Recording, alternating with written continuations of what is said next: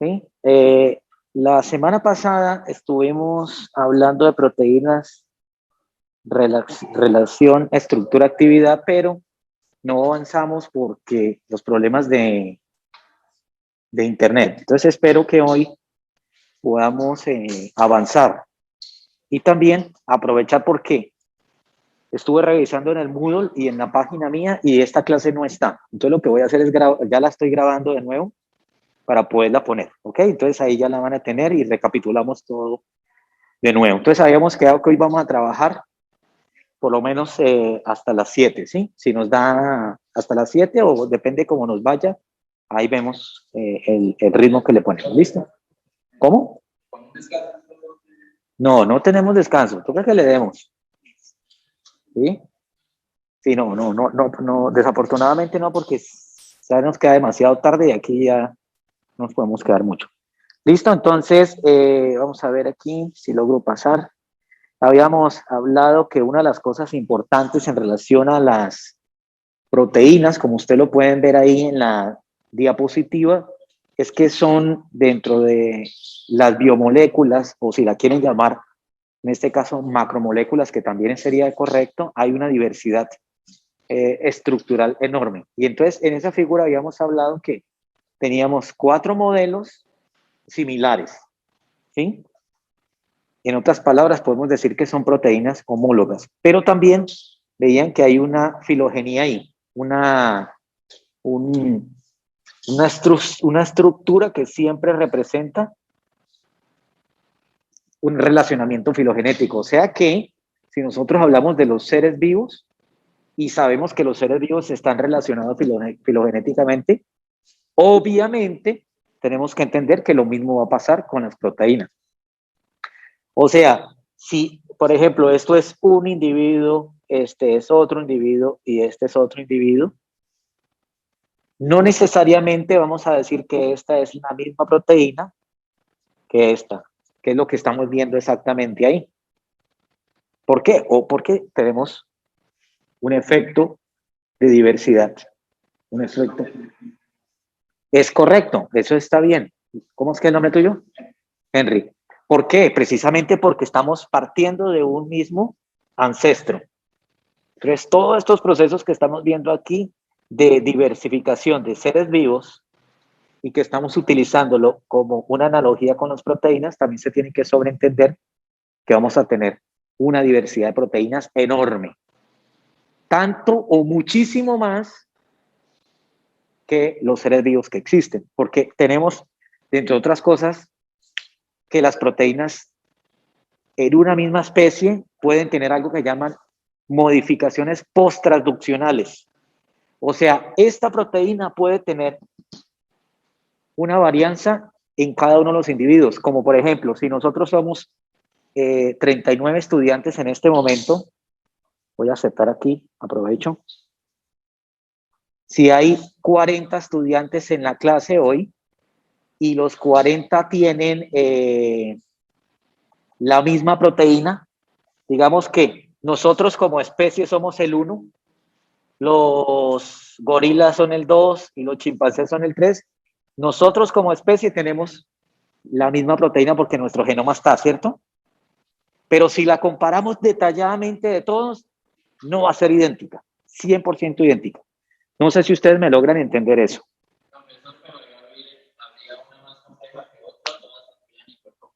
¿Entre especie o entre interespecie? No, entre individuos, entre un mono, un ser humano. La complejidad la tiene que dar el relacionamiento filogenético. ¿Qué quiere decir?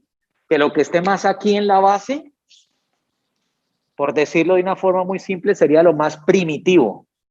Y lo que esté más acá, en el ápice del árbol, sería lo más avanzado desde el punto de vista filogenético, si es lo que estás preguntando. Bien, entonces es muy importante porque esto, digamos, si bien es una forma de entender las proteínas que se va a relacionar con algo que yo quiero que hagan, y es que las proteínas hay que clasificarlas. Entonces, si yo les digo, muchachos, clasifíquenme esas proteínas que están viendo ustedes aquí en el televisor y los que están en clase, ¿qué van a hacer?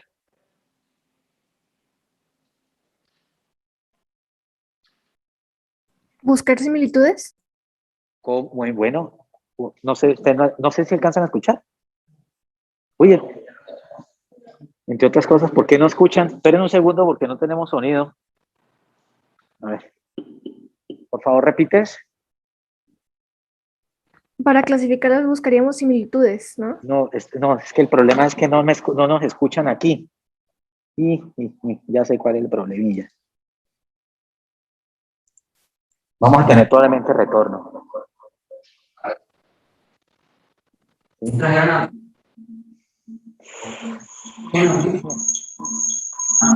espérense un segundo aquí. Bueno, vamos a ver, ¿escuchan? No me van a escuchar lo que No, ahorita se escucha algo. Sí, se le escucha, profe. Ah, sí se escucha. Ah, bueno. Pero con eco. Se escucha, pero con eco. Bueno, Mucho eco. tenemos opción de quitarme los audífonos. A ver si escuchamos bien. O profesor, sería que si era así, pues usted repitiera.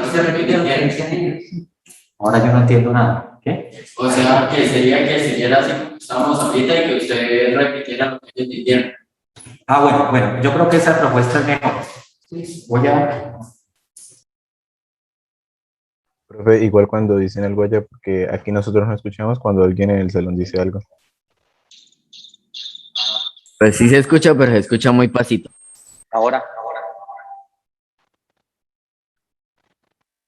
Hay eco, profe. Voy a hablar, profe, es que escucha como eco. Voy a bajarle un poco.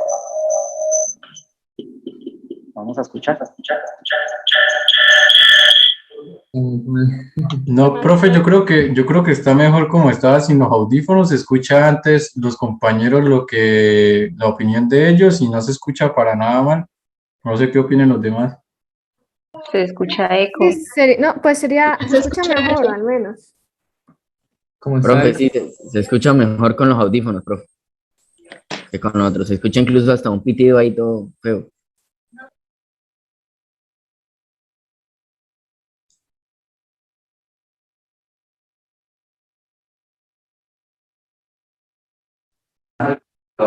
O al.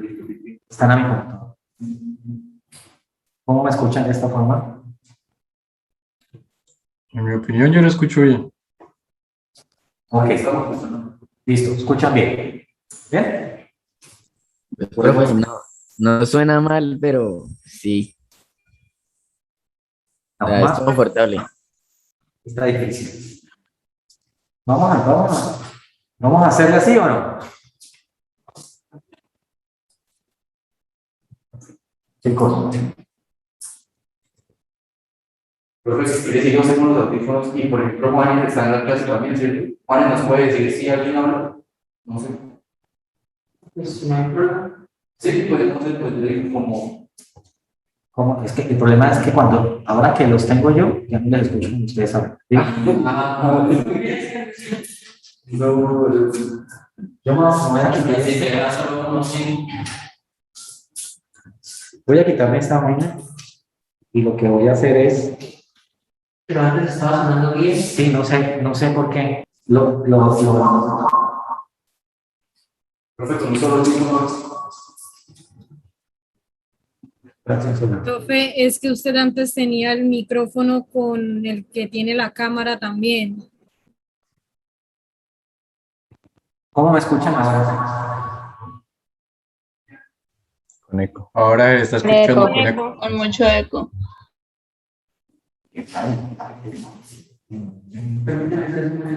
¿Cómo me escuchan ahora? Con eco, profe. Con eco. ¿Cómo me escuchan ahora? Con eco. Por el mismo eco. eco. Ahora. Con el También. mismo eco, profe. Sigue el eco. ¿Qué vaina con esto? Sí, se puede. De hecho, que nosotros que estamos en el área de la salud, esto es lo más importante de toda esta historia, porque no somos iguales aunque somos la misma especie. No, físicamente ni siquiera lo somos, entonces imagínense por dentro. Y si nos vamos al detalle molecular, es lo que pasa en la figura que vemos en el tablero. Ustedes ven 4 especies diferentes, y esas 4 especies diferentes tienen estructuras diferentes. Entonces yo les dije, ¿cómo hacían para clasificarlos? Alguien de allá me dijo, ¿lo repites por favor como dijiste? Sí, profe, había dicho que tendríamos que buscar una similitud para poder clasificarlos. Listo. Nuestra compañera dice que hay que buscar una similitud para poderlos clasificar. Por ejemplo, ¿cuál sería la similitud? A esta altura, ustedes ya pueden decir qué tipo de proteína es esa. Primaria, secundaria, terciaria, si es una proteína que es solo aminoácidos o si es una proteína conjugada, por ejemplo. Bueno, listo. Camilo dice con cuaternaria. Henry, hasta ahí vamos bien. Es una proteína cuaternaria porque estamos viendo estructura terciaria y más de un péptido. ¿Sí o no? A ver, virtual, los que están virtual, ¿qué falta definir ahí? El grupo prostético.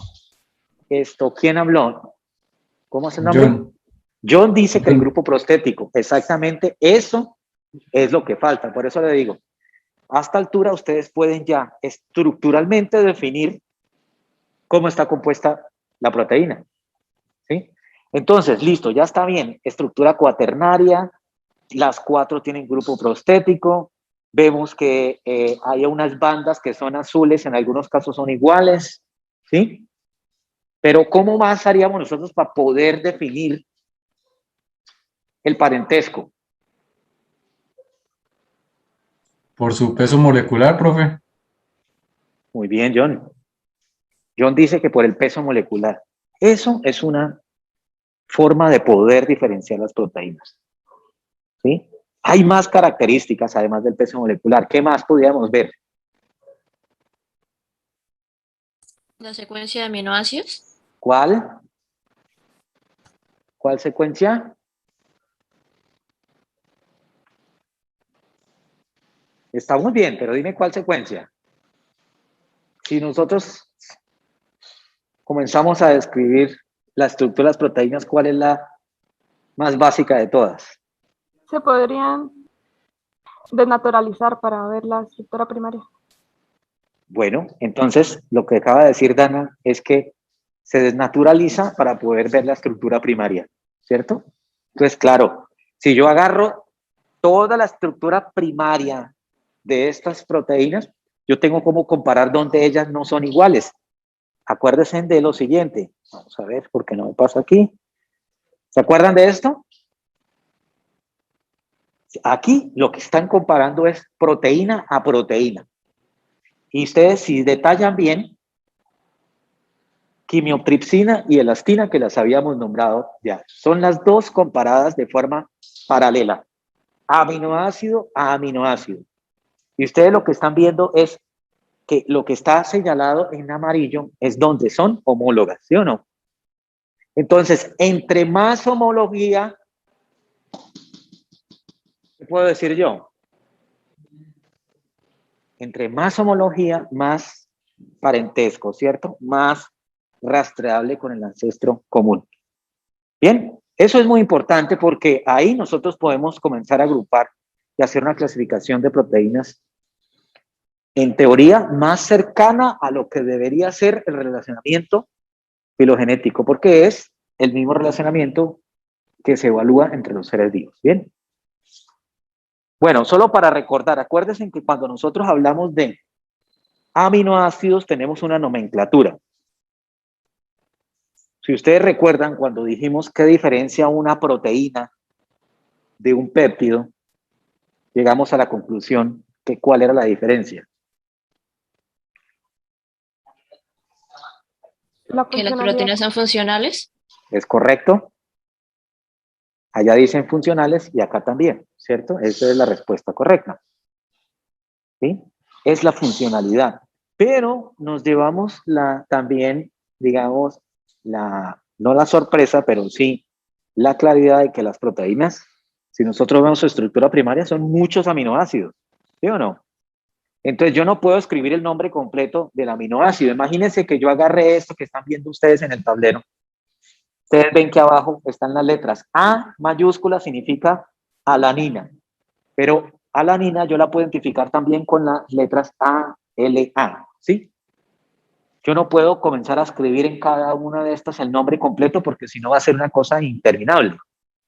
Lo mismo pasa con nuestro código genético. Entonces, este es un marco de lectura de aminoácidos también, para que usted lo tenga en claro, y hay esa nomenclatura, o esa abreviatura, más bien, es la palabra más correcta para poderlas identificar. Es importante que ustedes se aprendan estos nombres y estas siglas, porque esto, ustedes son profesionales de la salud y prácticamente este va a ser el pan de cada día de ustedes.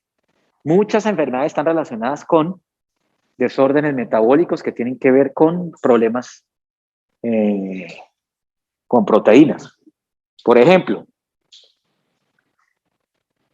esta es la secuencia original, primaria, ¿cierto? La que están viendo ustedes ahí en la diapositiva. Si de pronto en la primera, voy a marcarlo aquí, hay un cambio, esta T, ¿cuál sería? ¿Cómo se llama la T? Treonina. Treonina. Digamos que esta T cambie por, ¿cómo se llama la A? Esto técnicamente nosotros llamamos como una mutación. Eso es una mutación. Y eso es lo que ustedes tienen que interpretar como una mutación. Eso es lo que hace que las proteínas de nosotros como seres vivos no sean 100% idénticas, porque siempre va a haber esos cambios. O sea, las mutaciones naturalmente van a ocurrir. El problema es que cuando esto se relaciona, estas mutaciones se relacionan.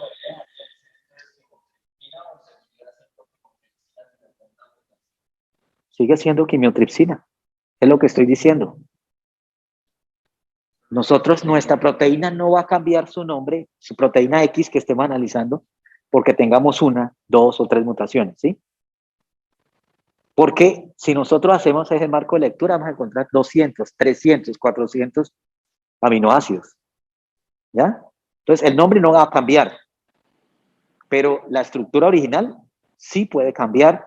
La forma que ustedes están viendo aquí es la que va, en últimas, a tener cambios. Porque si ustedes se acuerdan, los aminoácidos tienen cadenas laterales características. Y esas cadenas laterales hacen que tome la forma el péptido. Dime, Juan, excelente pregunta. Cuantificar cuál es el número de mutaciones para que esto sea diferente es una disciplina de las ciencias biológicas, que nosotros lo vemos en la genómica. Uno tiene que hacer un análisis de, sea aminoácidos o sea de nucleótidos, para ver si realmente es igual o no. ¿Sí? Por ejemplo, cuando nosotros estamos hablando, pensemos aquí en que es igual 99 de 100, 90 de 100, ¿cierto? Digamos que estas pueden ser las variaciones. Pero esto va a llegar a un número determinado donde es diferente. Es demasiada la variación. Pero para hacer esto hay que tener un modelo de comparación. No es tampoco decir que desde el punto de vista numérico eso se puede hacer, ¿sí? ¿Cuál es mi punto de comparación? Es una excelente pregunta para yo poder determinar eso. Porque es que básicamente así es que yo diferencio especies. Yo hago un análisis genético, yo hago un análisis de distancia, ¿sí? ¿Qué es lo que ustedes estarían viendo aquí?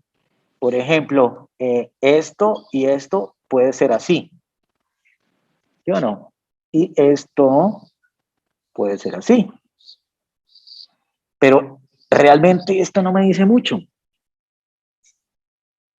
Si yo tengo un modelo de comparación, entonces la cosa aquí sí va a cambiar.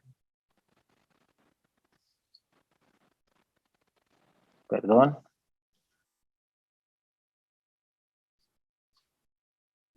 Me pongo aquí.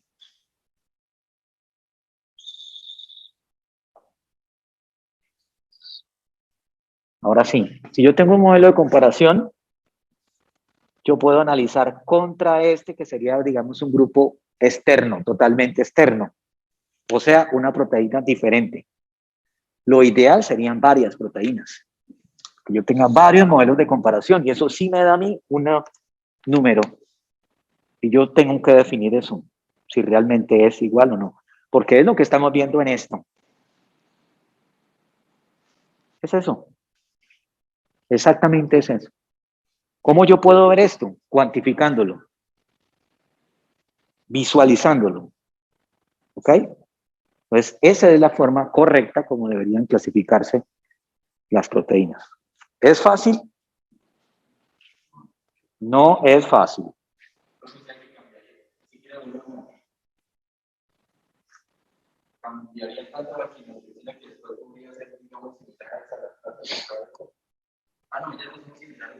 No son, acuérdense que son homólogas porque tienen áreas.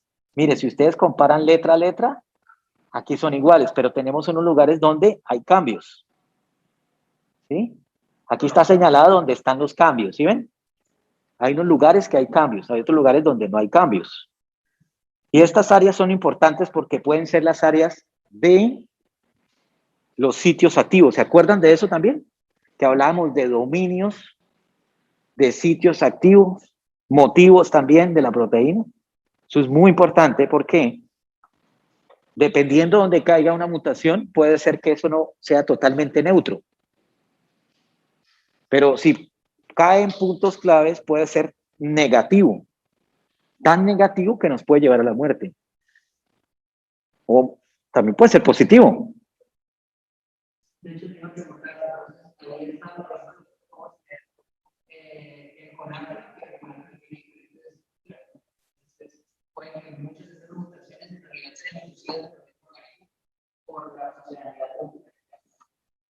Sí, pero ustedes tienen que tener claro que las mutaciones, o sea, esos saltos en nucleótidos y aminoácidos, son naturales. Gracias a todas esas mutaciones que se da como tal la evolución de los seres vivos, son los que ayudan a adaptarse a los. Es correcto. Lo que están diciendo, lo que dice Henry es que las mutaciones, no sé si esto se alcanza a ver aquí, es lo que en últimas genera la diversidad. Pero más allá de eso, lo que quiero también que quede en la cabeza hoy es que eso es normal. Que juega positivamente, que juega negativamente o que juega de forma neutra. Yo no me acuerdo si hablamos del problema que tienen las mutaciones del SARS, del COVID, de cualquiera de estas enfermedades de transmisión viral. Porque estructuralmente comienzan a cambiar las proteínas. Por ejemplo, la spike, saben que el coronavirus tiene unas espinas, esto se llama spike en inglés. Y si cambia la estructura, los anticuerpos no la pueden reconocer bien. Y ahí es donde cuando se hace una vacuna y hay mutación que va a pasar, entonces comenzamos a tener la baja efectividad. O sea, ustedes tienen que tener eso clarito, clarito. Es la misma cosa, o sea, influenza, gripe aviar, gripe porcina, coronavirus, todo lo que usted tenga que relacionarse con virus, que inclusive son de proteínas más pequeñas, la variación en una mutación impacta mucho más en una proteína de gran número de aminoácidos. ¿Sí me entienden eso? O sea, la realidad es lo que pasa. O sea, nosotros como seres humanos somos totalmente susceptibles a estas cosas. Si no existiera la medicina, si no existieran los medicamentos y toda esta historia, nosotros estábamos, porque es la naturaleza la que funciona de esa forma. Por eso somos una cantidad de habitantes en el planeta. ¿Por qué? Porque hacemos medicamentos, hacemos un poco de cosas para jugarle a esto. Pero cuando nosotros nos hacemos mayores, más viejos, todo comienza también a funcionar Mal. ¿Por qué? ¿Qué es lo que comienza a cambiar?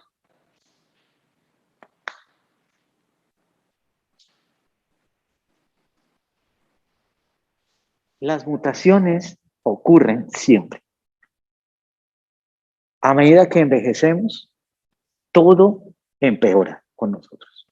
Nos hacemos menos efectivos. ¿Cómo? Los anticuerpos, las proteínas que generan tejidos.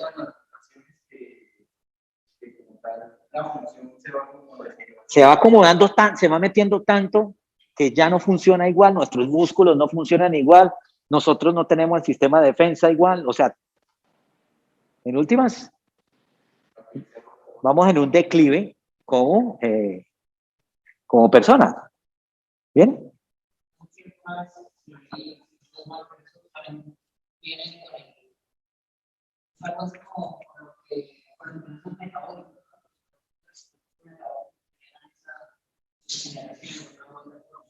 Además de eso, nosotros cuando hacemos todo nuestro proceso natural metabólico, hacemos un desgaste, es toda una maquinaria y generamos unos desechos, que son unas toxinas, que son producidas por el metabolismo de nosotros. Y eso genera lo que está diciendo Juan.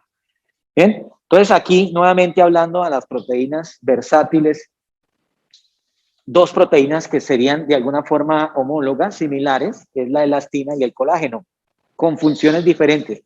¿Por qué las funciones son diferentes? Básicamente, cómo ellas se están acomodando, ¿sí?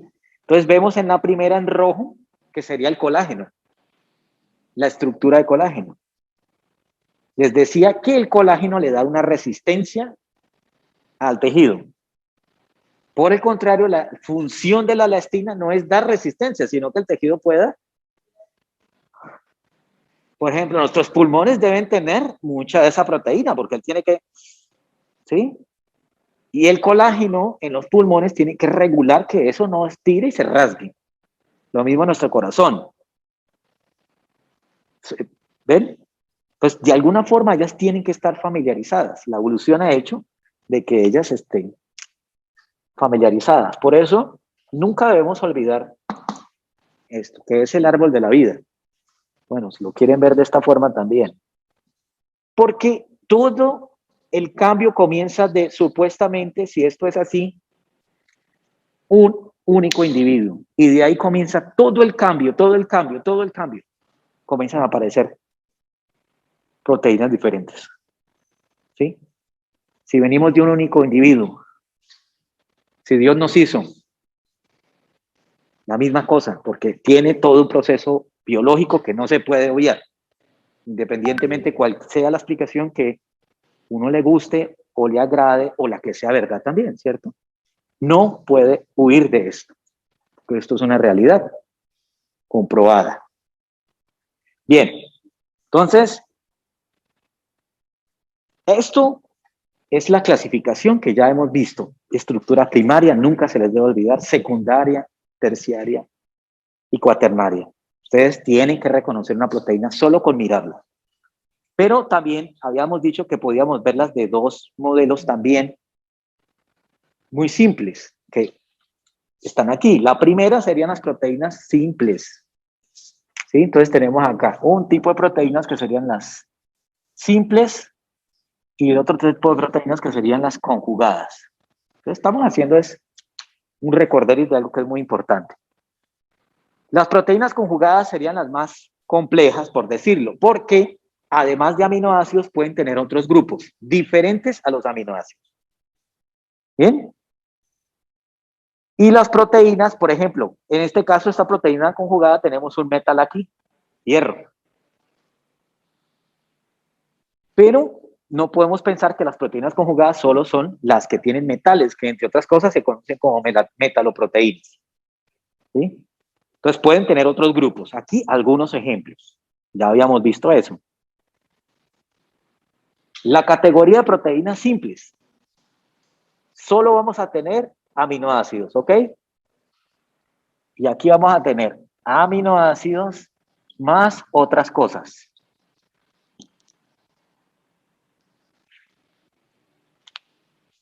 Entonces es muy simple de reconocer, ¿bien?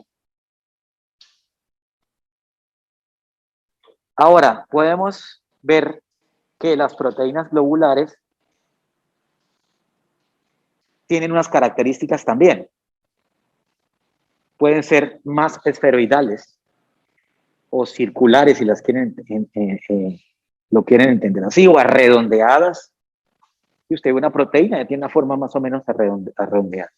Si la comparamos con las proteínas fibrosas, ellas van a ser más en forma alargada o tipo bastón. Entonces, eso es una de las grandes diferencias. Otra cosa es que las proteínas fibrosas siempre van a tener mayor proporción de estructura secundaria. Por ejemplo, colágeno y elastina, ¿qué tipo de proteínas serían? Fibrosas. Correcto, ¿cierto? Son fibrosas, muy bien. También la solubilidad en ellas va a variar dependiendo su naturaleza. Las globulares, la solubilidad es elevada, ¿sí?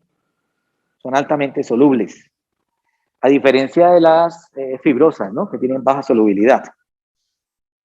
Ahora, en cuanto a los roles, encontramos que las globulares tienen muchísimos roles, ¿no? El ejemplo más claro es el rol catalítico, o sea, las enzimas. Pero también podemos encontrar proteínas que pueden transportar. ¿Sí? Entonces hay muchísimos, o sea, es muy difícil decir, simplemente es para ver que hay una variedad. Ya la otra tiene un papel más dinámico. Por ejemplo, el mismo colágeno, la elastina, alfa-queratina, en fin. Todas estas tienen una forma más estructural. Por ejemplo, que vemos nuestras uñas, nuestro cabello, todo eso son una función más estructura. Da estructura y forma también. Ok, entonces, ejemplo de las proteínas de acuerdo a su función. El clásico colágeno, estructura, ¿cierto? Bien, función transportadora, lo más típico es la hemoglobina, no quiere decir que no hayan más. Tenemos las proteínas de defensa, que las podemos conocer técnicamente más como las inmunoglobulinas de diferentes tipos. Tenemos las catalíticas, que es la que pues hablamos nosotros como la actividad enzimática. Y aquí hay unas que se llaman proteínas integrales. Se llaman integrales porque están integradas en la membrana, inmersas en la membrana, embebidas en la membrana. ¿Sí? Esas, un ejemplo, serían las acuaporinas. Entonces, aquí vemos la estructura del colágeno. Entonces ya sabemos que es una forma de bastón. ¿Sí? Es una proteína fibrosa, ahí vemos la característica.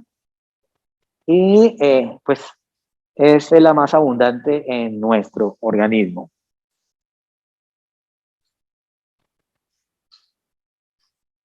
Entonces aquí más ejemplos: colágeno, elastina, alfa-queratina, tripomiosina, etc. Ya habíamos hablado también de esto, que creo que aquí fue cuando comenzó a colapsar el internet la semana pasada. Y es que el colágeno lo vamos a encontrar en nuestros tejidos. Y va a estar de diferentes formas. Habíamos dicho que también era la proteína más abundante de la matriz extracelular, que aclaramos que era la matriz extracelular, o sea, lo que está fuera de la célula. Entonces tenemos como unas fibras atravesando la célula. Entonces imagínense el tejido, cualquier tejido de nosotros, rico en esta proteína. ¿Ven? Entonces ahí ustedes pueden ver lo que sería un haz de colágeno. Vamos a ver lo que son las fibras de colágeno y lo que son las fibrillas, que sería lo más pequeño. ¿Qué quiere decir? Que el colágeno se va como empaquetando, ¿sí o no? Es como cuando ustedes han visto los lazos esos de fique. Es como un rollo, una trenza, ¿sí o no? Si usted lo corta, va a ver que tiene unas fibras. Es más o menos similar. Ok, aquí tenemos también otra característica para recordarla, que la pueden ver ahí en la proteína. ¿Qué es X y qué es Y? X sería glicina prolina y Y sería hidroxiprolina. O sea, ese aminoácido prolina hidrolizado. O sea, va a tener un grupo H.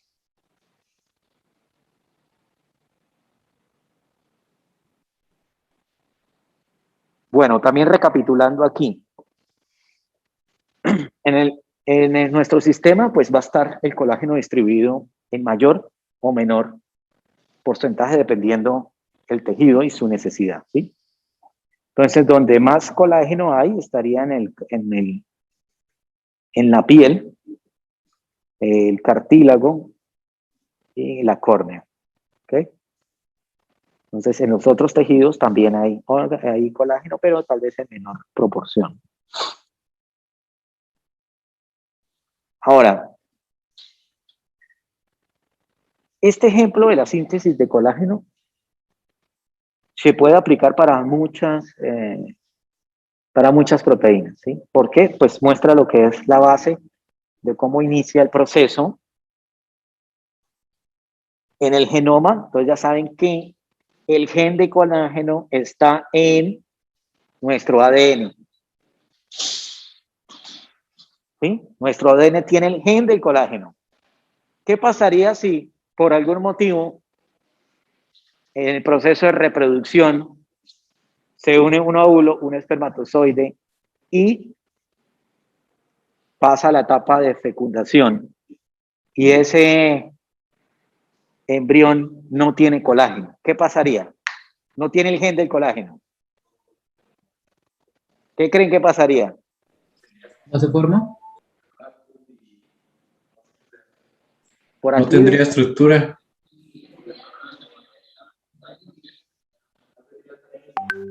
¿qué dijiste? Muy rígido. Si no lo tuviera, bueno, la naturaleza tiene algo que es clave también. Cuando falta algo tan importante como el gen del colágeno, el embrión no va adelante.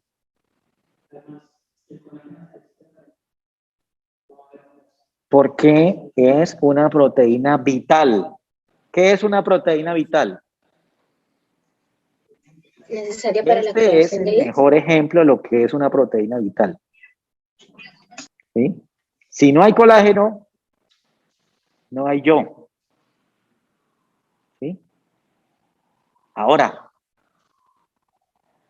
también hicimos un ejemplo de lo que puede pasar cuando hay defectos en el colágeno. Haz así. ¿Quién era el que tenía la hiperflexibilidad? Yo, ¿No? yo, Henry. ¿Y quién más? Y Carol. ¿Sí? Tienen una hiperflexibilidad. ¿Por qué? Pues porque tienen algo en el colágeno que les permite eso. No tienes la misma rigidez que tenemos nosotros. No es patológico a ese nivel, pero hay un nivel donde sí es patológico y altamente peligroso. Porque imagínense en que esto lo pueda uno llegar allá hasta el punto donde se rasga el tejido. Ya al nivel es patológico, ¿cierto? O quiebre los huesos, porque no hay resistencia. Entonces, ese es un problema que puede ser grave para los seres humanos. Los huesos de cristal, ¿cierto? Que habíamos hablado un poquito de eso y que habíamos dicho una tarea para hacerla. Pero, como no pudimos dar la clase bien, yo prefiero que la miremos después, ¿sí?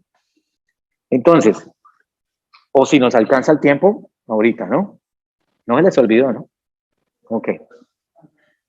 Entonces, ahí es donde está la cuestión. ¿Qué es una proteína vital? Pero, si no la tenemos, no hay embrión. Pero si tiene un defecto, el embrión puede ir adelante con algunos problemas que pueden ser drásticos o no pasa nada. Por ejemplo, una persona que tiene una flexibilidad mayor puede tener unas habilidades mucho mayores que otros. ¿Sí o no? Eso puede ser una ventaja. Pero es una desventaja cuando eso ya va en contra de su salud. Muy bien, entonces aquí encontramos la síntesis del colágeno, donde el gen está en nuestro genoma, sigue el proceso de síntesis de proteínas que nosotros ya lo sabemos, va a los ribosomas del retículo endoplasmático, como lo pueden ver ahí. Tiene varios pasos. Primer paso, síntesis de la procadena de colágeno. O sea, en este momento puede ser que nuestro organismo esté sintetizando esas procadenas. No es que se sintetice toda el haz de colágeno, sino que se sintetizan las procadenas o cada fibrita de esas de colágeno. Y dependiendo a varios procesos metabólicos, como el punto 2, que es la hidroxilación de los Profe. residuos de prolina. Dime. Perdón, ¿puede repetir ese pedacito? Es que, bueno, por ratos se traba, pero se alcanza a entender nada más del pedacito de la procadena. Hasta ahí quedamos. Listo. Entonces, recuerden que una vez se sintetiza la procadena en el ribosoma, ya vemos que vamos a tener una estructura, pero ese no es el colágeno completo. Tiene que sufrir varios pasos. El primer paso ya lo sabemos, la síntesis. Ribosoma, ya tenemos un péptido, ¿cierto? ¿Lo llamamos péptido o no? No lo podemos llamar proteína. ¿Por qué no? Porque todavía le falta madurar, porque todavía le falta ir a su lugar de destino, porque todavía le falta ser funcional. Tenemos un péptido que es la procadena. Paso 2, hidroxilación de determinados residuos de prolina y lisina. ¿Qué es la hidroxilación? ¿Qué es lo que ven ahí diferente de la punto 1? Entonces tiene un grupo OH. Es correcto, un grupo OH. Pero no en cualquier lugar. ¿Dónde? Es pregunta de parcial.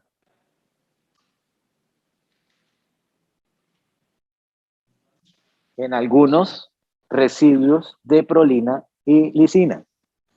¿Ok? Y después tenemos el otro punto, que es la glicosilación. ¿Qué es la glicosilación? Entonces tenemos que en esa procadena se están añadiendo algunos tipos de azúcares. ¿Bien? ¿Dónde se dan esos azúcares? ¿Hay algún lugar? En determinados residuos de hidroxilicina. Entonces, lo que estamos viendo es el proceso de maduración. Entre otras cosas, estamos viendo algo que es magnífico a nivel celular, y es que es el procesamiento de proteínas que se está dando en el retículo endoplasmático. Retículo endoplasmático rugoso, para ir adelantándonos a la otra clase, es donde están los ribosomas. Retículo endoplasmático liso es donde no hay ribosomas. ¿Listo? Y la función del retículo endoplasmático es el rugoso, síntesis de proteínas, el liso es donde viene este proceso que estamos viendo ahorita. Después vamos al punto 4. ¿Qué es el 4? Nos quedamos sin internet por lo que veo. Todavía lo escuchamos. Uy. ¿Y la pantalla me la ven? Esta parte tiene como sal, yo creo, porque siempre que llegamos ahí le cae algo. Bueno, ya funcionó. Vamos a ser positivos. El punto 4, ¿qué es? Donde se trenzan las tres. Por aquí dicen algo que me gusta, porque es como un trenzado. ¿Sí? Es un trenzado o autoensamblado. Ellas mismas se van a hacer, ¿qué? Se van a unir. Si ellas no tuvieran los pasos 3 y 2, no habría como ellas tuvieran afinidad química. Porque aquí lo que tenemos son relaciones intermoleculares, entonces se da ese trenzado, ese autoensamblado. ¿Ok? Entonces ya están. El punto 4, vemos ese ensamble. Viene el punto 5. ¿Qué es lo que es el punto 5?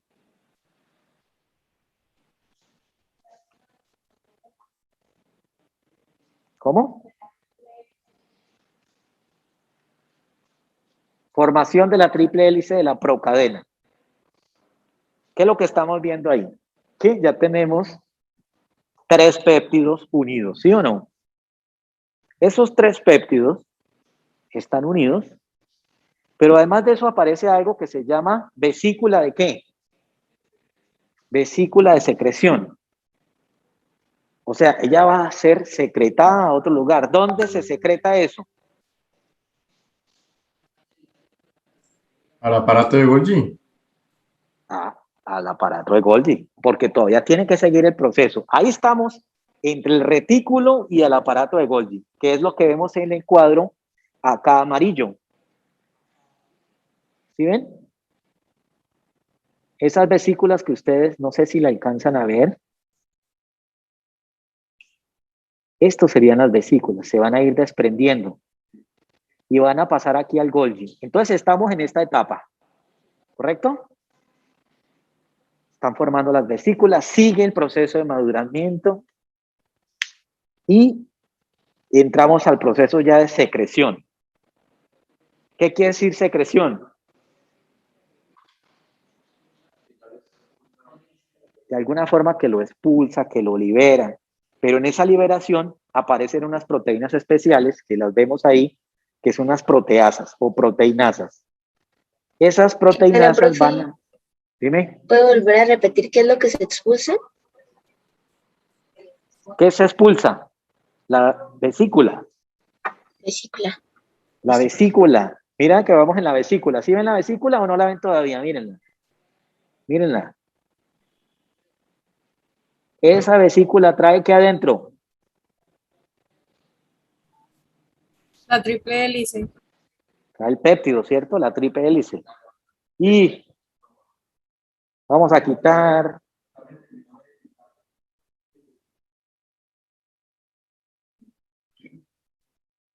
Vamos a ver. Listo. Esa triple hélice, yo quité la cámara aquí para ver si mejora. Esa triple hélice sigue proceso de maduración. Y en el proceso de maduración entran unas proteínas especiales, que son unas proteinasas o proteasas. ¿Qué es lo que van a hacer ellas? Simple, van a cortar los extremos. Si lo quieren ver de otra forma, como está aquí, lo que va a hacer es que van a pulir ese péptido. Miren. Esto es lo que es excisión. Una palabra técnica más bonita para decir corte. ¿Ok? Y entonces, ya una vez está el propéptido, comienza el autoensamble. Y aquí ya tenemos una fibra de colágeno. Bien, ¿qué es lo que vemos aquí de una forma tal vez más simple? ¿Sí? Tenemos aquí el procolágeno y cómo él se va uniendo, formando estos enlaces intermoleculares. ¿Bien? Y se acomoda de esta forma, como lo ven aquí.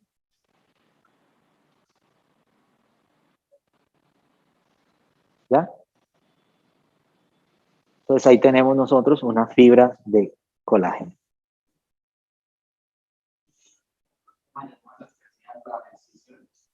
Proteinasas. N porque son diferentes las que pueden existir. Eso es un ejemplo, correcto. Bueno, creo que llegamos al momento donde el internet comienza a molestar.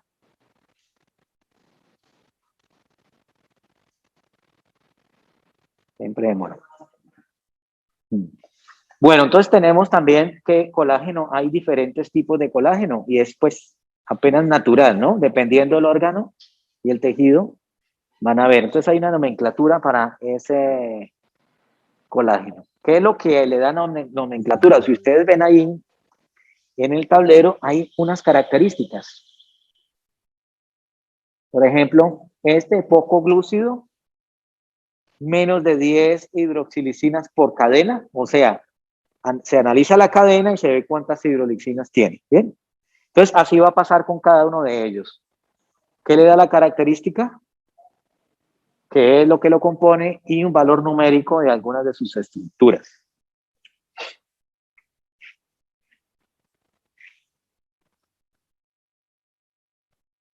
Bueno, vamos a pasar.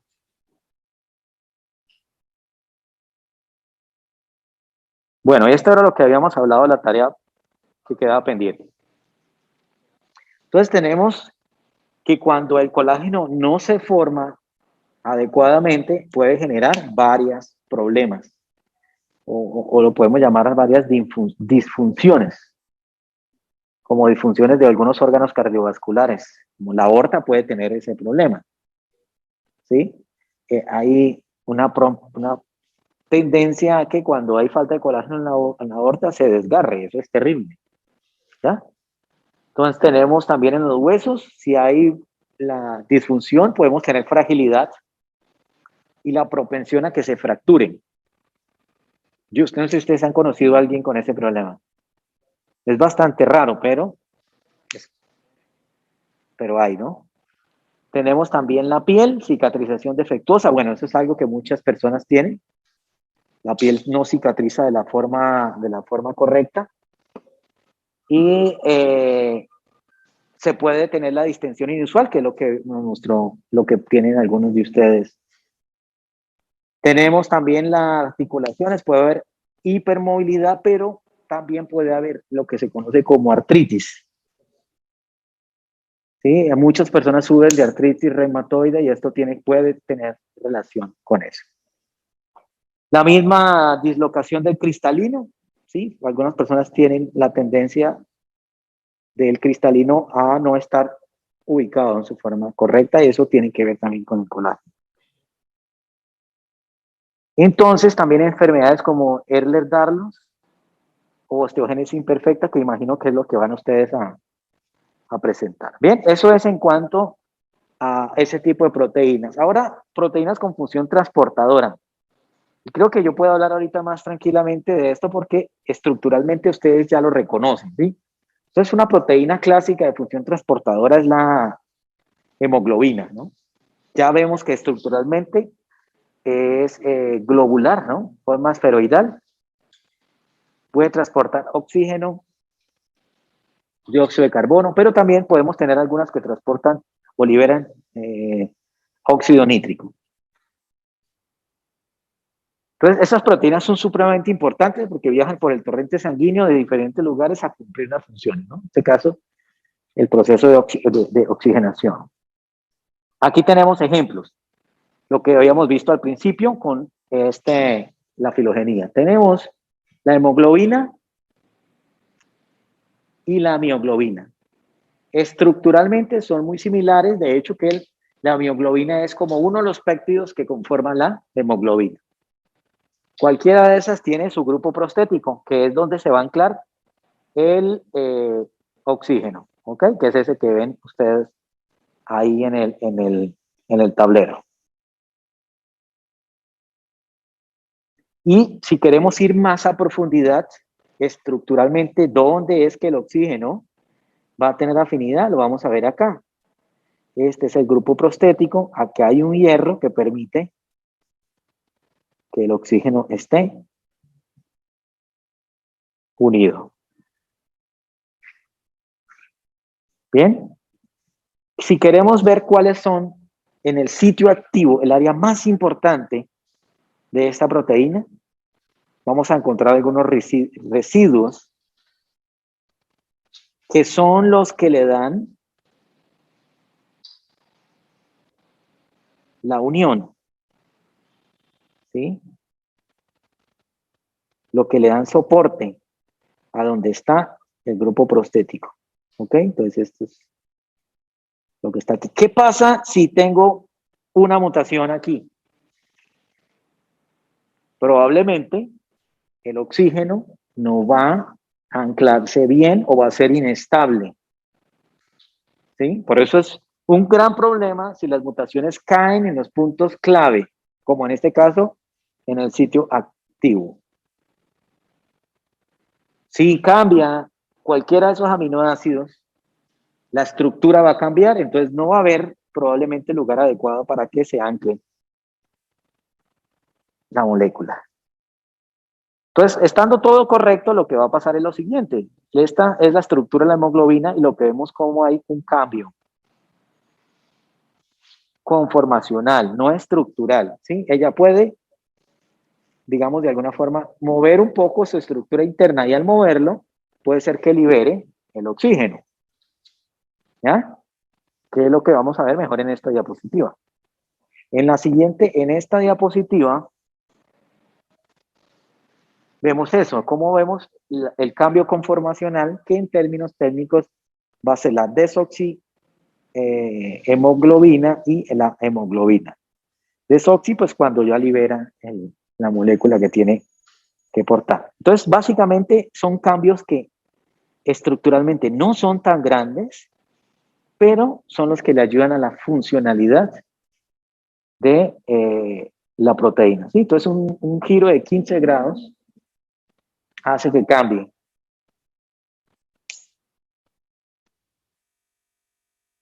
Esto era un ejemplo que hemos visto comparando la curva de unión de oxígeno de la hemoglobina y la mioglobina. Nosotros, pues, tenemos un sistema que no nos permite sumergirnos en el agua más de 4 minutos. Por el contrario, las ballenas no tienen hemoglobina, sino que tienen mioglobina. Y eso les permite saturar por el tamaño de la molécula mucho más rápido y aguantar en el torrente sanguíneo, ¿sí? Entonces, diferente que nosotros, ¿no? En cuanto a esa ventaja que tienen, ¿no? Ahora, cuando hay defectos en estas proteínas, como en el caso de la hemoglobina, vamos a conocerlos como hemoglobinopatías. Recuerden lo siguiente, estamos hablando de algunos ejemplos de proteínas, ¿cierto?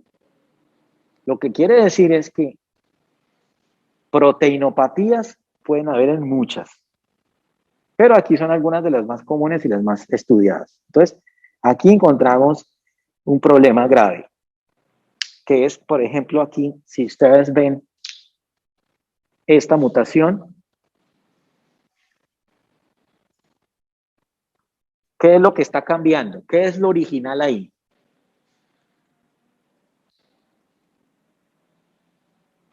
Un ¿La glucosa? aminoácido. No, no es glucosa. Eso es ácido glutámico. Recuerden que los aminoácidos tienen una codificación y lisina. Hay una mutación de ácido glutámico por lisina.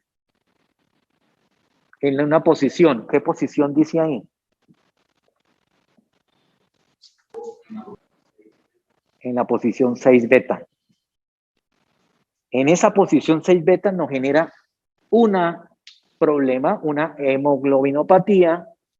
¿Y cuál es la característica? Bueno, dice que es frecuente, hay una cristalización celular de la proteína oxigenada, por lo tanto genera un aumento de la fragilidad.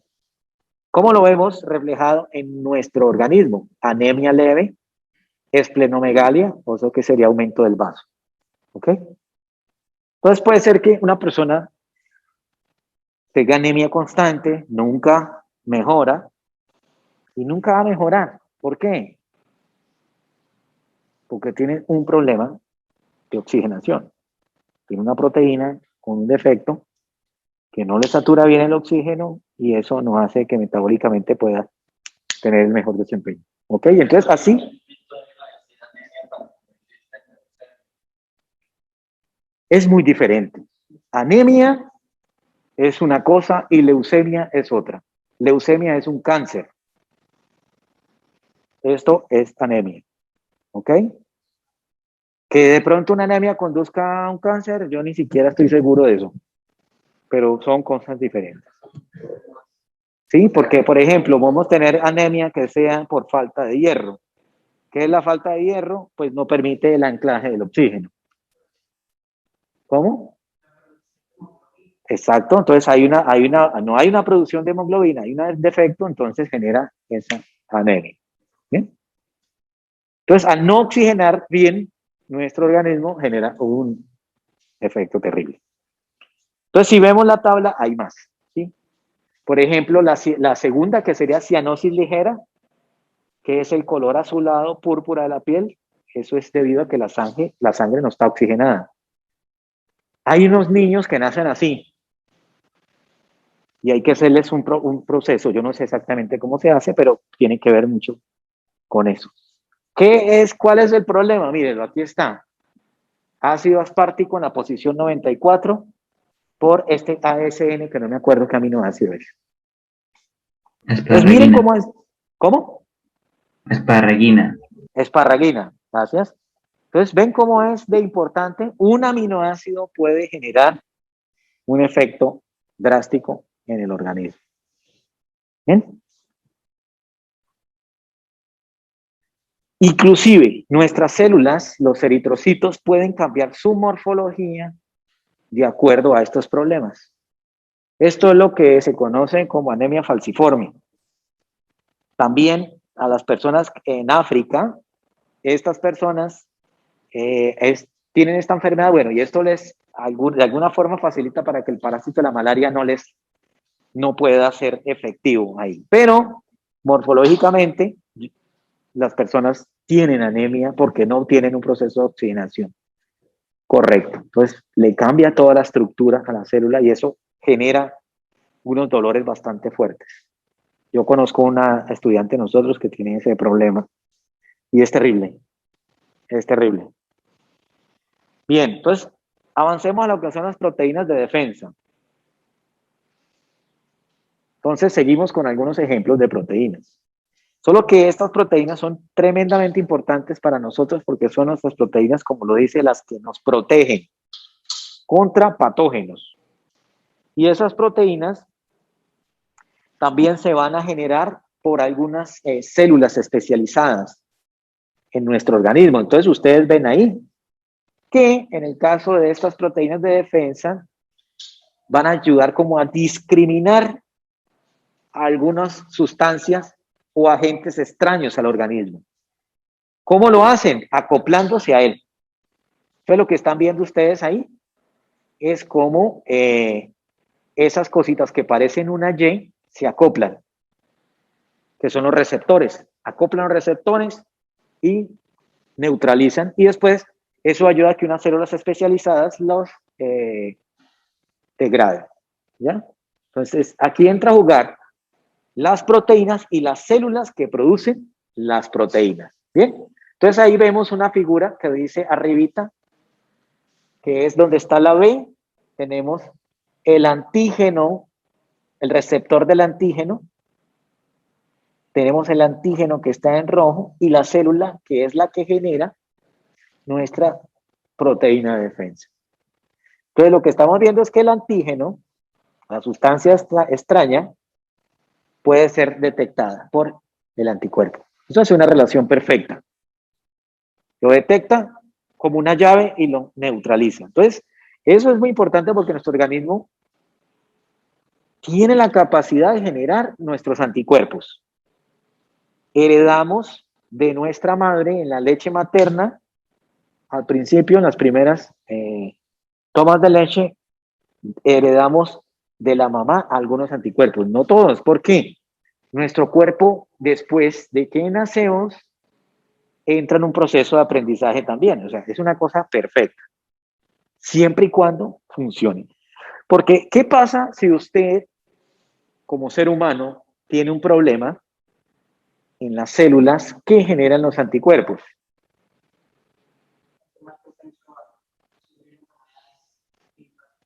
Entonces, usted no tiene quien lo defienda y cualquier agente infeccioso o patógeno que llegue lo afecta o lo mata. Entonces tenemos unas enfermedades como el VIH que está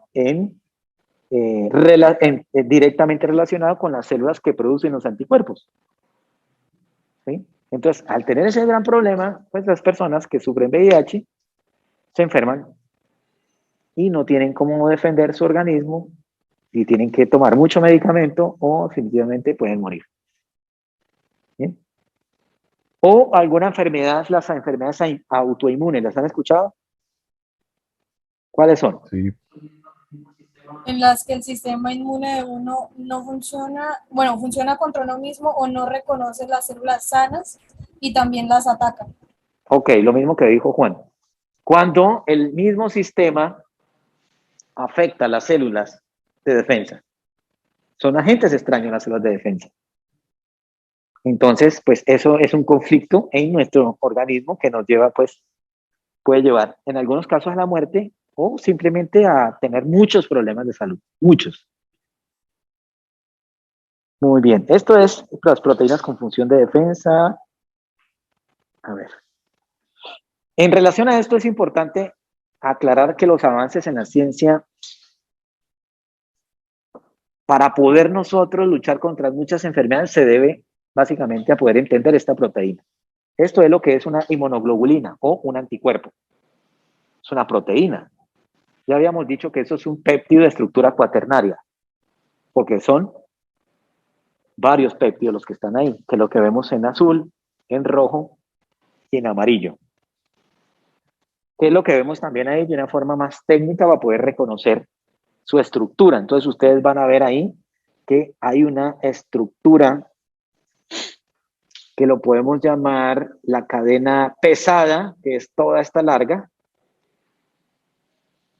o la vemos aquí al contrario, a ver si está saliendo ya ahí. Y tenemos la otra estructura que sería la cadena liviana, que es esta que está aquí, más corta. ¿Ok? La que está en rojo. Entonces, si ustedes son detallistas, tenemos dos proteínas de estructura pesada largas homólogas.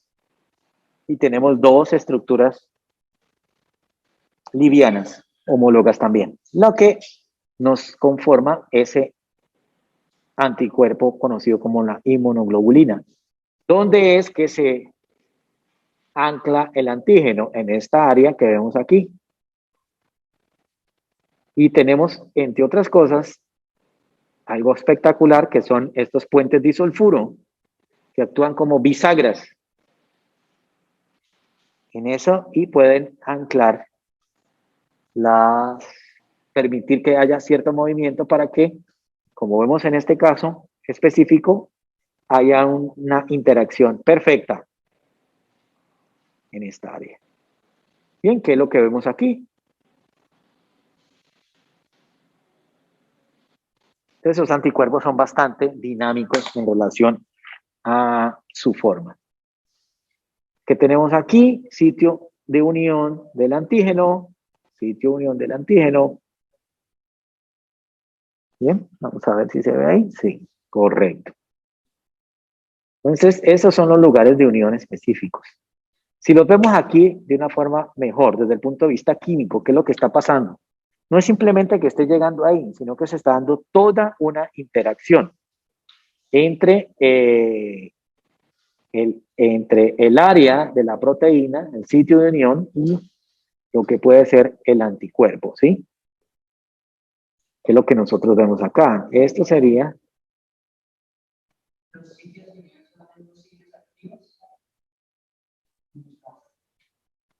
¿Cuál sería el sitio activo de esta proteína? Aquí, digamos que esto no es una proteína estotan. No es una proteína tan difícil de encontrar el sitio activo, porque aquí hay varios sitios activos. De hecho, dos, ¿sí? Bien, son los sitios activos. ¿Sí? Pero entonces, si la vemos acá, ¿cuál sería? Ahí sí sería más interesante decir cuál es el sitio activo. ¿El sitio activo es este?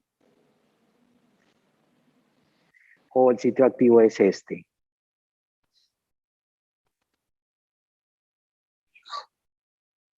¿Mm?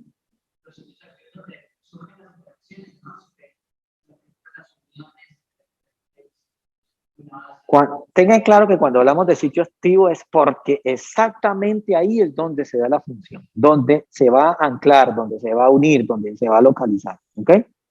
Donde va a entrar la molécula. Exacto, donde están, exactamente, que si lo vemos así, ahí están. Esto sería, que está aquí, el que está aquí, ¿ya? Bien. ¿Qué es lo que vemos aquí, no? Como una manito.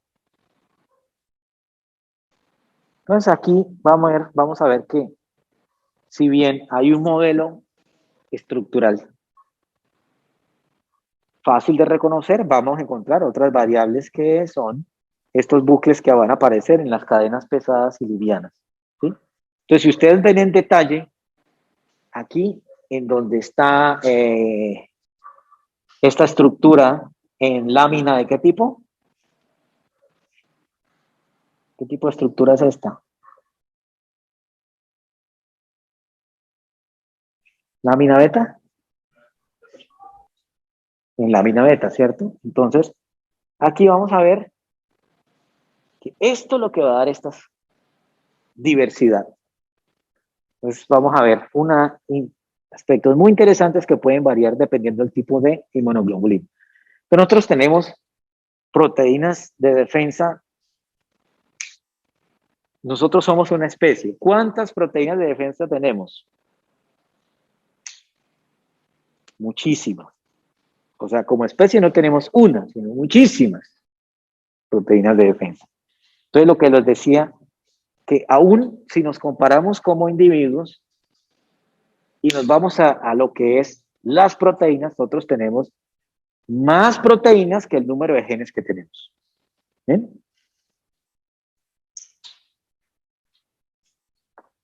Bueno, un ejemplo aquí tenemos las inmunoglobulinas de diferente tipo, que es cuando usted le hacen un análisis de sangre y aquí le analizan cada una de estas cosas y le dicen, probablemente usted tiene una infección bacteriana, probablemente usted tiene una infección viral, o probablemente usted está intoxicado, o probablemente usted tiene un proceso más grave. Y ahí aparecen otras proteínas de esas que uno no quisiera tener nunca activas. Entonces, aquí vemos, por ejemplo,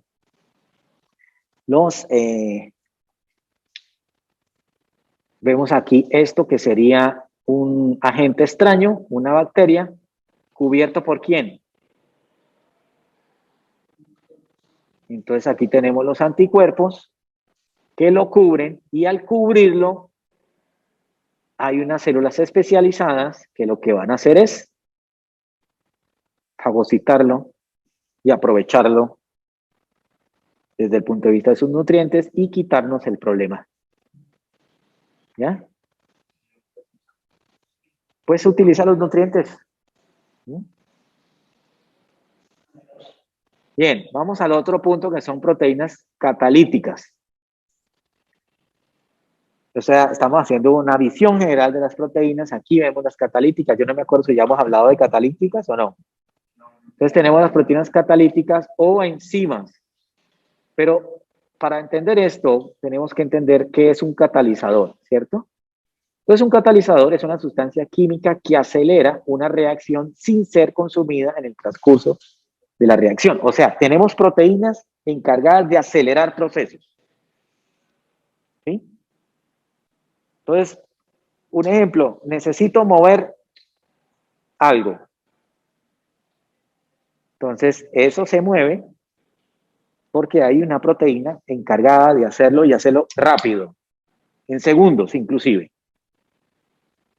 ¿Ya? En este momento estamos pensando, tenemos nuestro sistema sináptico trabajando porque hay unas proteínas que están inmediatamente trabajando, activándose y desactivándose. ¿Sí? Entonces, esa es una de las funciones. Participar en el proceso sin consumirse. ¿Ya? Entonces, estos son lo que llamamos los catalizadores biológicos. Esta figura nos representa muy bien lo que hace una reacción con o sin enzima. Lo que vemos en rojo y en negro son substratos. Y el producto va a ser el proceso final. Si tenemos un catalizador, vamos a tener una reacción más rápida.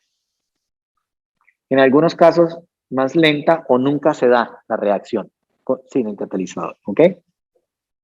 Al principio, si lo vemos como los seres vivos, los primeros seres vivos eran muy simples. O sea que tendrían que tener un tipo de proteínas más simples, con menos requerimientos. Nosotros somos en teoría más complejos. Entonces ahí entra a jugar otro tipo de complejidad en estos sistemas.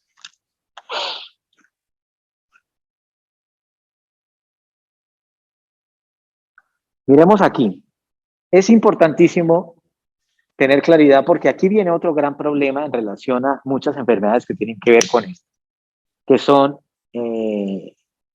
la relación enzima-sustrato. Entonces ya sabemos que una enzima es un catalizador que participa en un proceso. En esa figura nosotros vemos algo que se llama complejo enzima-sustrato. Entonces tenemos en verde el sustrato, en negro la enzima. Y ya ven que el sustrato y enzima tienen una afinidad.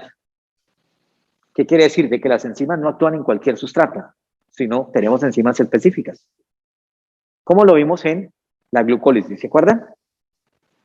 Enzimas específicas para algunos pasos.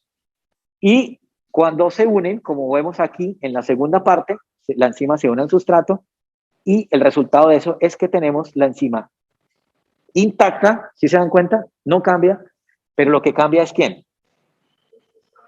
Muy bien, el sustrato o el producto, ¿ok? El sustrato nos va a dar un producto, ese es el que cambia, la enzima no cambia. ¿Qué es el ejemplo de la glucólisis? ¿Qué tenemos en la glucólisis? Diferentes pasos y diferentes enzimas. Cada paso tiene una enzima específica para realizarlo. Y es grave si tenemos una falla, por ejemplo, en una de las enzimas de la glucólisis. Porque a una falla en una enzima de la glucólisis nos puede llevar a dos caminos. ¿Cuál sería el primero? Que no se produzca el ATP. Por aquí dijeron que se cae el ATP. ¿Quién dijo? Sí, que no se produzca el ATP, o sea, no se le saque la energía. Bueno, por acá dicen que uno de los problemas es que no se produzca ATP. Es correcto. ¿Qué más pasa?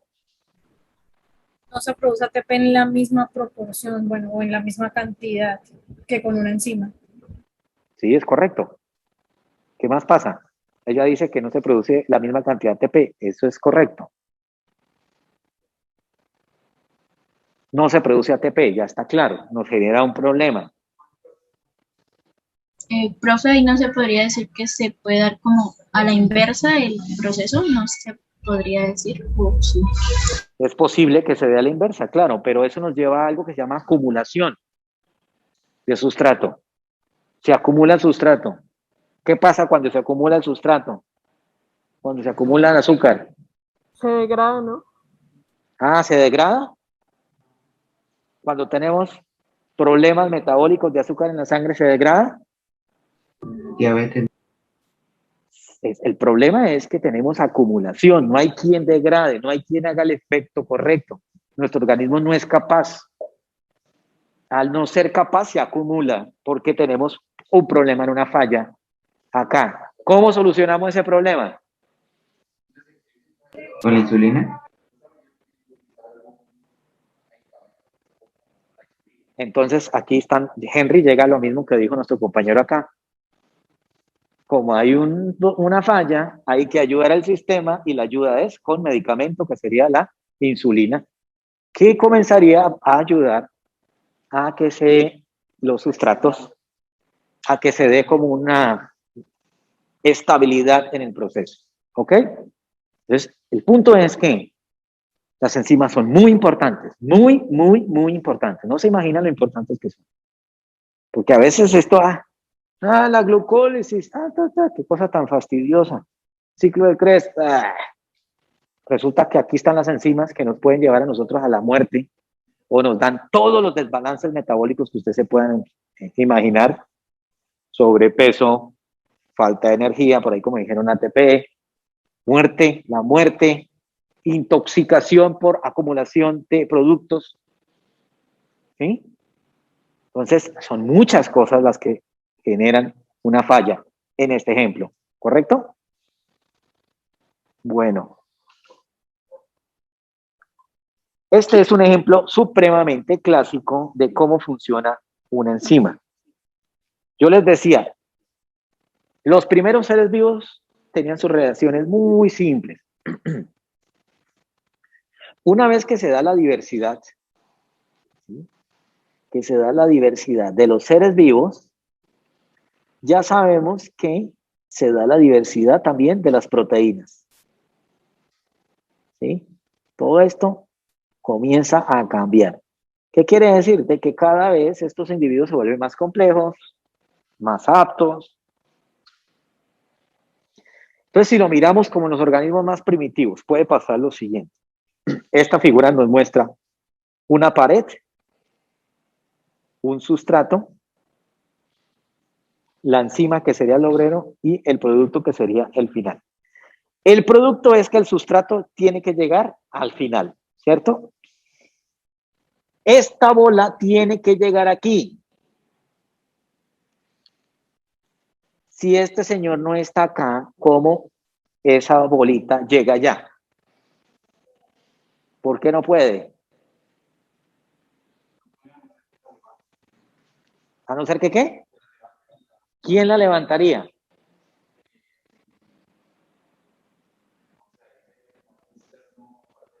Es correcto. O sea, sería un efecto lotería. La única forma de que llegue es porque alguien la ponga ahí. ¿Sí o no? Nuestro organismo no puede funcionar así. Entonces, básicamente la diversidad también ocurre de esa forma. Porque puede ser que eventos extraordinarios hacen que eso cambie y cambia toda la naturaleza de un ser vivo. En el caso de las enzimas, exactamente lo que va a hacer este señor es romper esto para que este llegue aquí. ¿Cuánto tiempo se va a demorar? El tiempo que el señor se demore haciendo eso. Si el señor tiene herramienta, lo va a hacer más rápido. Si el señor tiene una porra, pues lo va a hacer de otra forma. Todo depende, y así exactamente son las enzimas. ¿Sí?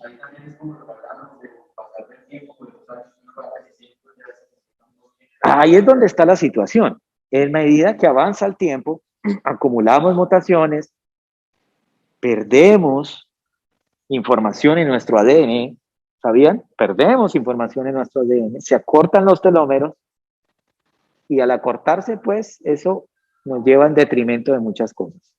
Profe, ¿y existen Dime. enzimas artificiales que se hayan creado? No te entendí, Dana, repítelo, por favor. Que si existen enzimas artificiales, o sea, que se hayan Claro, creado. Dana pregunta que si existen enzimas artificiales. Sí, la insulina es una enzima sintetizada por el hombre para que pueda beneficiarnos a nosotros. Digamos que podemos decir que es artificial. ¿Qué es artificial? Digamos que artificial es no hecha por un ser vivo o Vale, sintetizada de una forma industrial, ¿sí? Sí, a eso me refería. Exacto. Entonces sí, sí la hay y gracias a Dios, porque si no, nosotros, los seres humanos no seríamos los tantos billones que existen en el planeta. Además de eso, nuestra vida no sería, el promedio de vida es como 70 años ahora, ¿no? Es bastante alto. ¿Ya? Entonces, una persona que le vaya bien en la vida, buena alimentación, buenos cuidados, poco sufrimiento, puede llegar hasta los 90 y hasta los 100 años ahorita, ¿no? Pero si nos comparamos con una época anterior, de pronto no teníamos los problemas de salud, ¿sí? Pero no había la medicina, entonces con una infección bacteriana, ¿sí? Con una epidemia como el tifo, en fin. ¿Sí?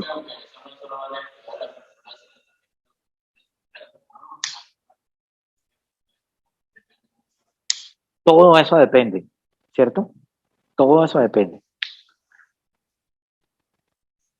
Lo que pasa es que nosotros cada vez nos adaptamos más a las situaciones. Porque estamos en éxito en número de personas. Porque nos adaptamos, generamos, creamos fármacos, acondicionamos.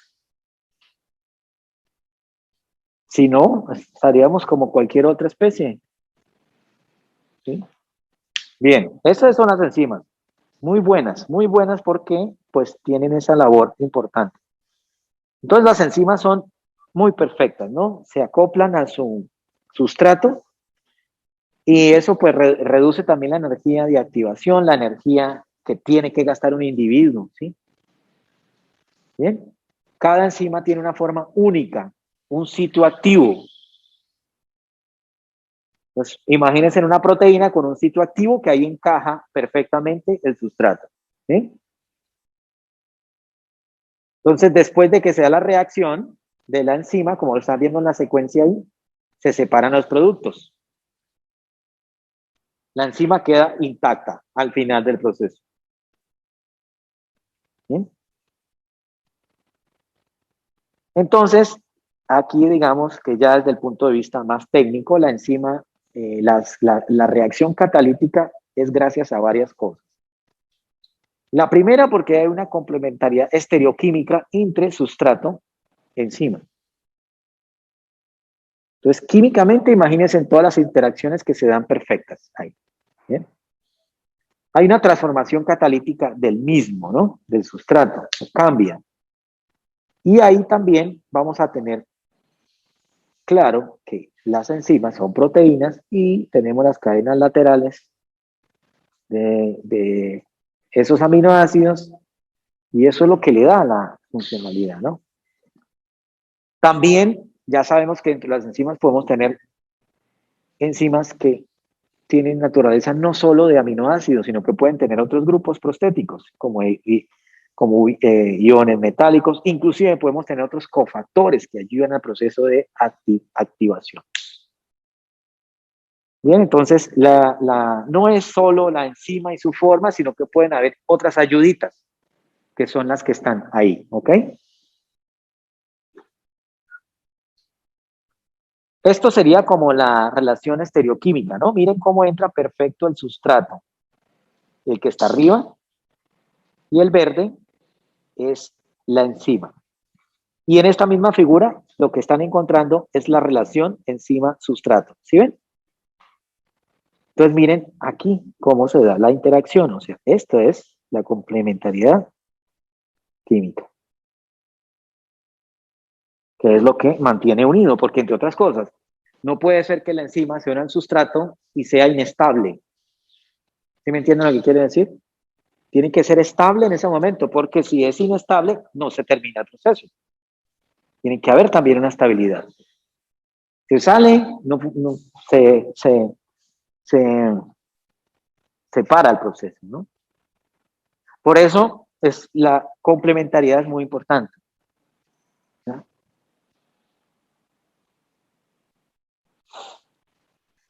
¿Ok? Bueno, entonces eso es lo que nosotros vimos al principio del curso, ¿no?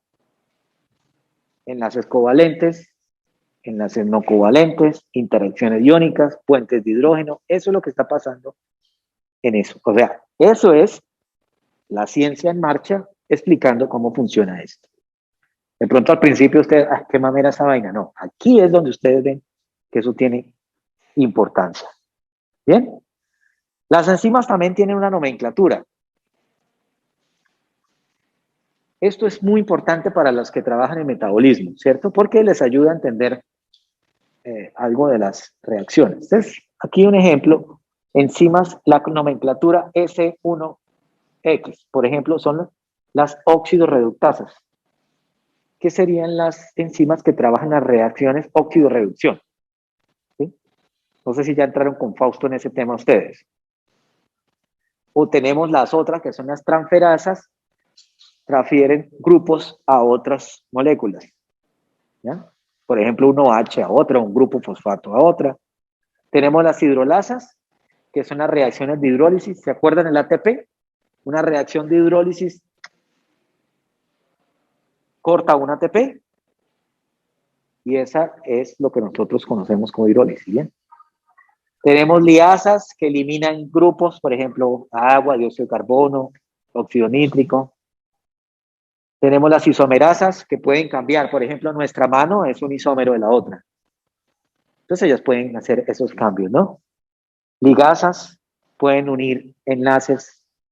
De hecho, cuando vemos replicación, vamos a ver unas enzimas que ayudan a ligar o a unir ese corte que se da en el DNA. Entonces, todo esto es lo que ocurre en nuestras células. Y en este otro tenemos las proteínas integrales de membrana.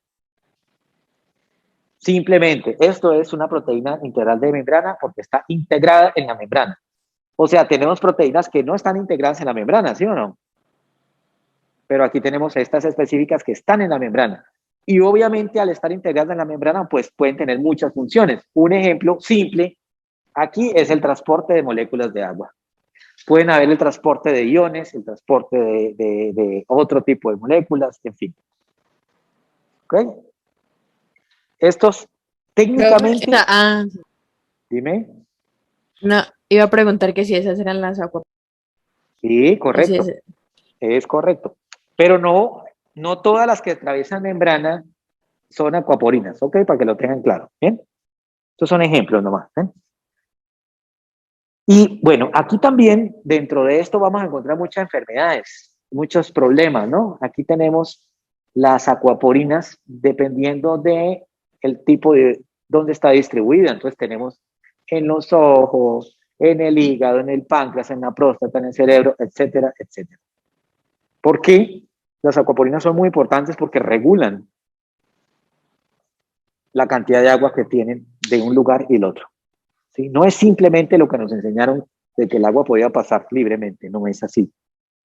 De hecho, que esto tiene un premio Nobel cuando se descubrieron todas estas proteínas, ¿no? ¿Qué es lo que vamos a ver aquí? Vamos a ver.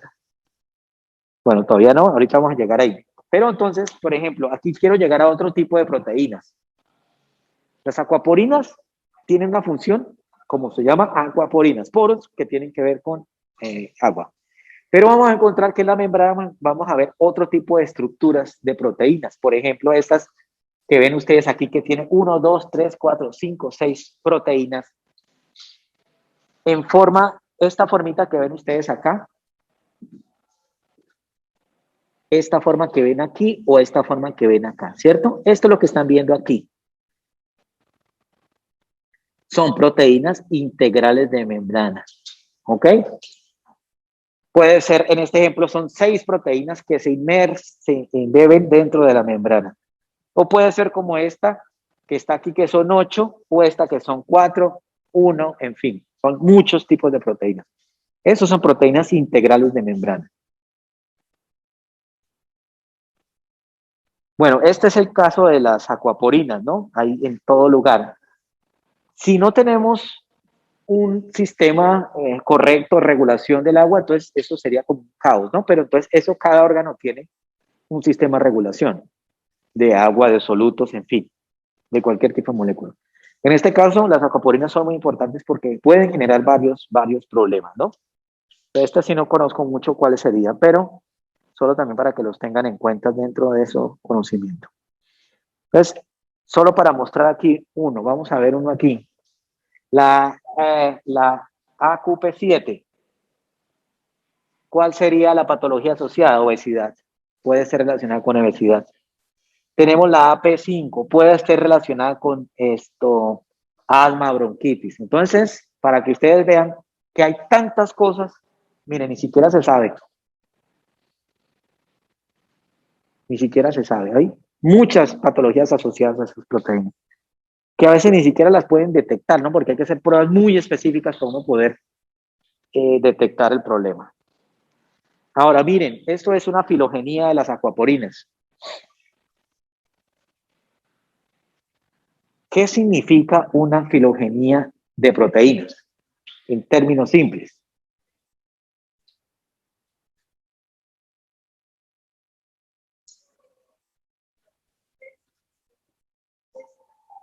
El ancestro, bueno, por aquí, ¿qué me dicen ahí los que están en clase? Ahí en virtual. ¿Ascendencia? Parece como un árbol genealógico. Homología. Ok, bueno, traten de responder preguntas más elaboradas, porque decirme ascendencia, homología, sí, eso es, pero ¿Desarrollo evolutivo? si nosotros unimos una respuesta, tenemos una explicación mucho más fuerte de lo que nos está mostrando esto aquí.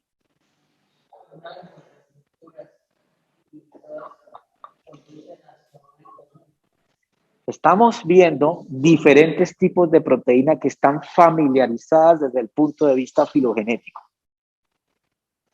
¿Sí? Si yo veo estructuralmente esas proteínas desde el punto de vista de sus aminoácidos, voy a encontrar mucha homología en ellas. O sea que si yo pongo una acuaporina contra una insulina, ¿van a ser homólogas? Correcto. Esa es la explicación. ¿Bien? Muy bien. Entonces eso es importante porque la clasificación de las proteínas, si yo necesito estudiar proteínas y yo me metí a descubrir un problema y veo que hay un problema que puede ser relacionado con las proteínas, mi primera tarea debería ser ver su relacionamiento. Porque si yo veo su relacionamiento, yo puedo tener una idea dónde sería la clasificación. Ya puedo decir, esta es una proteína de aquaporina, porque estructuralmente puedo llegar. Si no, yo no tengo cómo hacerlo. Me toca hacer muchas vueltas para eso. Entonces, simplemente para que ustedes también tengan eso dentro de las reglas de juego. Dime, Juan.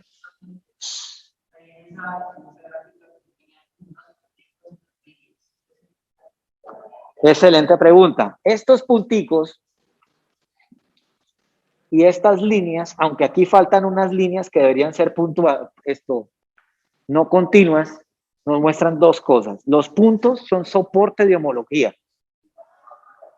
¿Qué quiere decir soporte de homología? Que yo tengo una prueba correcta de que son homólogas. Porque a veces yo las comparo y son parecidas, ¿cierto? Yo los veo, uy, estos dos son como familia. Se parecen. Para mí se parecen, para Juan no. Darwin no. María José tampoco, pero a mí me parecen. Entonces, ¿qué hacen ustedes para quitarme esa duda? Ese es el problema. Porque yo los comparo, mi ojo no necesariamente es tan fino para poder decir eso. Entonces yo tengo que meterme a pruebas más profundas, dar soporte filogenético, comparar aminoácidos. Resulta que no. Si yo hago la comparación profunda, yo veo que están bien soportados. Sí, esto debe ser sin apomorfías. Eso es una historia, digamos, que es más de la biología evolutiva, ¿no? Pero muy importante para poder soportar esto. Pero lo que quería llegar, ustedes no son proteínas, son personas, sí, son seres. Pero entonces cuando yo me pongo a investigar bien, me doy cuenta que no, realmente no son familia. Chao. Yo pensé que estaba equivocado. ¿Sí entienden lo que quiero decir? El soporte es muy importante, porque lo visual engaña. Mi soporte es el análisis filogenético, comparación de aminoácidos. Y cuando yo entro a esas comparaciones, yo soporto bien. ¿Bien? Vamos a un punto aquí, ya que puede englobar mucho de lo que tiene que ver con nuestras proteínas, relación, estructura, actividad. Yo creo que ustedes están convencidos de la importancia de las proteínas ahora. Yo no sé si esto lo tenían así, dentro del mapa de lo importante que es. Pero ahorita viene lo que tiene que ver con ustedes, con profesionales de la salud. Y es que aquí hay cosas graves en el en los seres humanos. Vamos a ver este concepto que son lo que se conoce como errores innatos del metabolismo, muy relacionados con proteínas, pero más que eso, tiene un origen genético. Si yo tengo un problema genético en un gen de una proteína X, jamás voy a tener solución. ¿Sí me entienden lo que quiere decir? Porque si es una proteína del metabolismo con un error que está codificado en el genoma, eso va de por vida. Estas enfermedades se conocen como errores innatos del metabolismo, EIM. Son trastornos bioquímicos de origen genético que causan un defecto específico en la estructura o función de las moléculas proteicas involucradas en una vía metabólica.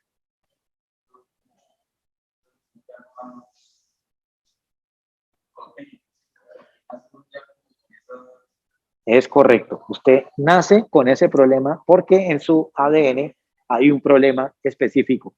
Pero en este caso es terrible, porque es relacionado con un trastorno bioquímico. Porque usted tiene proteínas estructurales, tiene proteínas de defensa, bueno, también es un problema, pero cuando es algo bioquímico, donde usted todos los días está haciendo procesos metabólicos, entonces es una carga tremenda para el sistema. ¿Bien? Bien. Esas, afortunadamente hay muchas pruebas que se le hacen a los bebés, no sé si ustedes sabían. Inmediatamente nace un bebé, le toman muestra de sangre y le hacen muchas pruebas para ver si eso ocurre. Porque muchos de estos errores, si no se detectan en esta etapa, pueden generar retraso mental, problemas en los niños.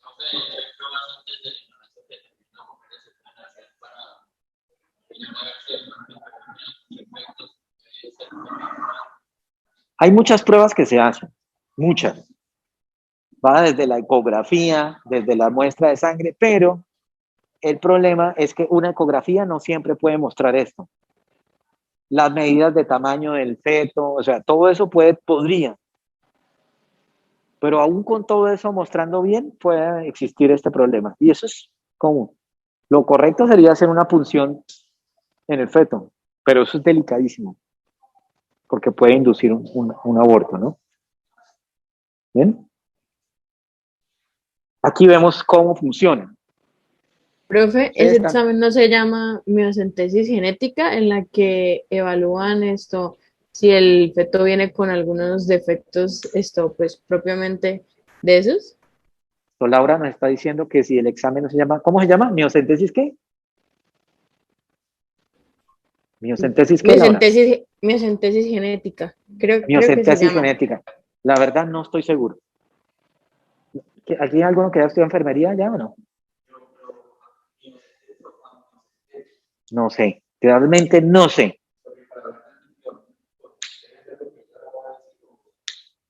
No sé. O sea, lo que yo les diga ahí sí es puro mentira. Entonces, más bien, búscalo, Laura, y nos cuentas después. Pero aquí, ¿dónde? Esto nos representa en esta diapositiva el problema. El DNA, tenemos una mutación puntual, ya sabemos que tiene que caer en una proteína, porque las mutaciones pueden caer en cualquier lugar. Hay una síntesis del RNA, obviamente él va a cargar ya también su mutación en el RNA, y eso va a cambiar el tipo de aminoácido, ¿se acuerdan? ¿Sí? Entonces, aquí vemos enzima 1, enzima 2, enzima 3, enzima 4, enzima 5, que es lo que ustedes ven aquí, pero de todas estas ejemplos que tenemos, la que tuvo la mala suerte fue la enzima 2. ¿Sí? Y aquí tenemos el compuesto. Recuerden, ya tenemos el sustrato y el producto final. ¿Qué va a pasar? Tenemos que el compuesto B va a ser con problema. No todo lo que está aquí, sino bien puntual. Dos opciones. Uno, acumulación, ¿se acuerdan lo que habíamos hablado? Sí, y además esto puede desencadenar pues un proceso muy complicado, ¿no? Un proceso tóxico. O por ahí lo que dijeron, alguien dijo que disminución de ATP o un decrecimiento al final. En el caso de que fuera ATP, pero si es otro producto, un decrecimiento en el cumplimiento de su requerimiento metabólico, o sea, no sería tan bueno. ¿Ok? Esto es lo que conocemos en cualquiera de estas dos rutas como EIM o error innato del metabolismo.